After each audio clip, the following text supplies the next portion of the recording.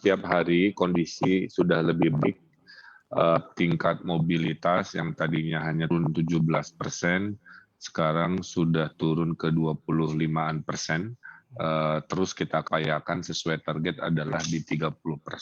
Nah, 30% itu sebuah teori, diturunkan mobilitasnya sebanyak 30%, maka ada penurunan kasus-kasus aktif yang ada di Jawa Barat. Kita kejar sedikit lagi.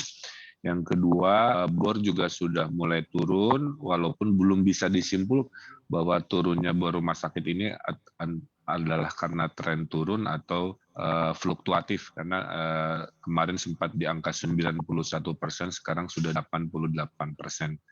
Nah, kemudian juga masih ada kerancuan, tadi sudah kita klarifikasi, sudah kita edukasi, rapat dengan Pak Luhut juga, karena banyak semua mengakunya esensial, kira-kira begitu ya. Hmm. Nah, itu kita lakukan edukasi ulang, sambil juga melakukan sidak-sidak, walaupun secara humanis di berbagai industri, dan banyak industri-industri yang sudah kita denda, Kang, karena perbedaan PPKM darurat ini kita sudah punya peraturan daerah sebagai dasar hukum untuk melakukan yang namanya tipiring, yaitu melakukan sidang di tempat ya. Jadi razianya berkisar macam-macam dari ratus ribu, juta-juta, juga kepada perusahaan yang tetap bukan esensial, bahkan 100. Seperti kemarin di daerah Garut kita denda karena dia 100% untuk mengerjakan sepatu, kira-kira begitu ya.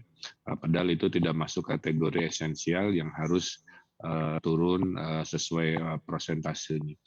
Nah, memang banyak viral-viral dalam skala kemasyarakatan, mungkin di monitor, itu terus kita edukasi dengan baik. Saya sudah menyampaikan, masyarakat juga lagi sah.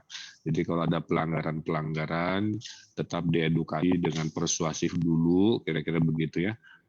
Dengan pendekatan yang empati, agar kesuksesan ini bisa berjalan dengan baik.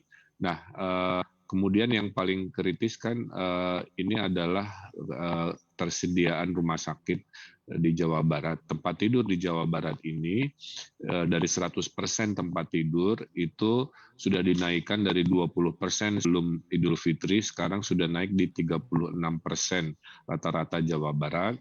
Nah, hari-hari ke depan konversi tempat tidur penyakit umum untuk COVID itu akan kita naikkan ke 40%. Walaupun di rata-rata 36 ini ada daerah-daerah yang sudah 50, ada yang sudah 40 dan seterusnya.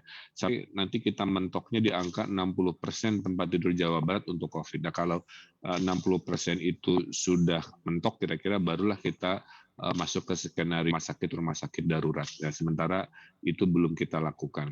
Kemudian kita perbaiki manajemen oksigen juga yang sangat dibutuhkan.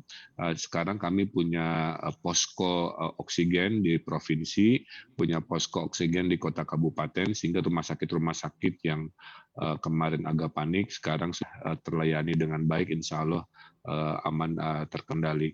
Kemudian juga kita memberikan atensi selama PPKM darurat ini untuk yang isolasi mandiri, karena puskesmas sibuk dengan kasus-kasus aktif yang tinggi, sehingga yang isolasi mandiri ini sering kurang mendapat perhatian. Oleh karena itu kita punya aplikasi Picobar yang selama ini membantu, kita tambahi fitur telekonsultasi. Jadi ada 13 dokter boleh lakukan tanya jawab.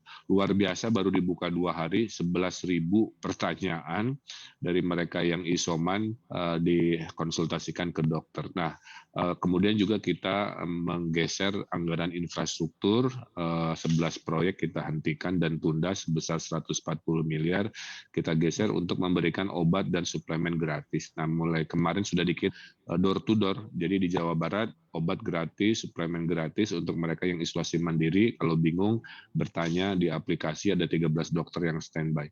Nah, Install aplikasi kami CNBC Indonesia di Google Play Store dan App Store untuk mengikuti perkembangan terkini berita bisnis dan ekonomi.